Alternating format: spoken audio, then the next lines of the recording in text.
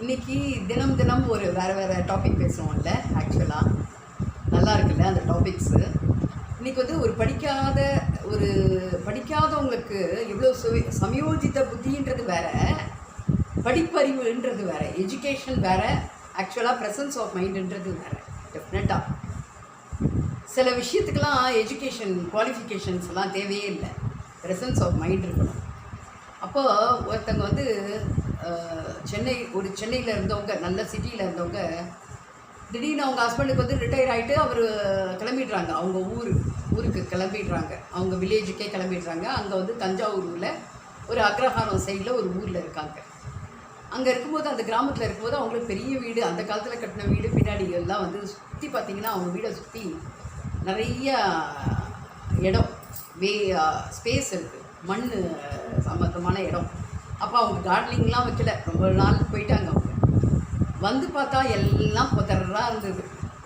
அப்போ அந்த அம்மா என்ன சொல்கிறாங்க அவங்க ஹஸ்பண்ட்கிட்ட, ஏங்க யாரையா கூப்பிட்டு கொஞ்சம் இதெல்லாம் புதறலாம், இந்த புல்லெல்லாம் நிறையா இருக்குங்க, வேஸ்ட்டான புல்லெல்லாம், இதெல்லாம் பார்த்தாலே பயமாக இருக்குது.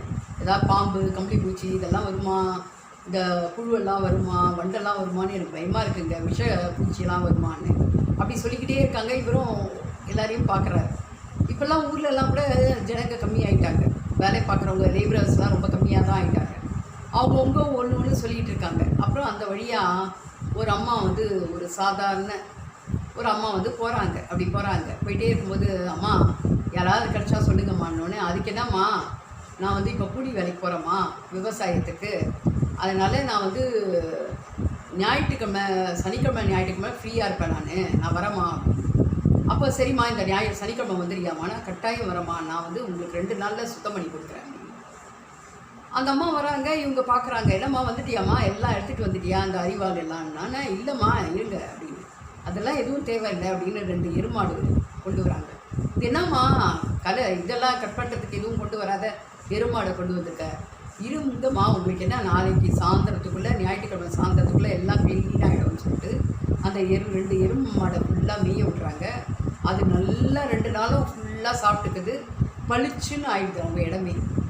அப்போ இந்த அம்மா சொல்கிறாங்க, உனக்கு எவ்வளோம்மா கூலி தரணும்? எனக்கு கூலியே வேணாம்மா, எருமாடை தான் நீங்கள் வந்து வீட்டிங்கில் மேய்க்கிறதுக்கு நல்ல பால் கறக்கும். இல்லைம்மா வச்சுக்கோம்மா, உங்களோட அறிவுக்கு வச்சுக்கோம்மா அப்படின்னு. அப்புறம் எப்போ எனக்கு வேணும்னாலும் வாமா அப்படின்னு சொல்லிட்டு, எப்போ அது புதராகுதோ அப்போல்லாம் வந்து அந்த எருமாடை மேய்ச்சிட்டு அவங்க வந்து எக்ஸ்ட்ரா கொஞ்சம் அன்றைக்கி கறந்த பாலை குடித்துட்டு, இவங்க ரொம்ப ஆச்சரியமாக பார்த்தாங்க அந்த அம்மாவை. என்னென்னா, ஒரு படிக்காதவங்களுக்கு கூட எப்படி பண்ணணும், என்னப்பா அது பாருங்கள், எருமைக்கு ஒரு மேய்ஞ்சா மாதிரி ஆயிடுச்சு, அதுக்கு புல் கடிச்சா மாதிரி ஆயிடுச்சு, பால் கடிச்சா மாதிரி ஆயிடுச்சு, இவங்களுக்கும் அந்த வீடு நீட்டான மாதிரி ஆச்சு. எப்படி இருக்குங்க, நல்லா இருக்கா ஸ்டோரி?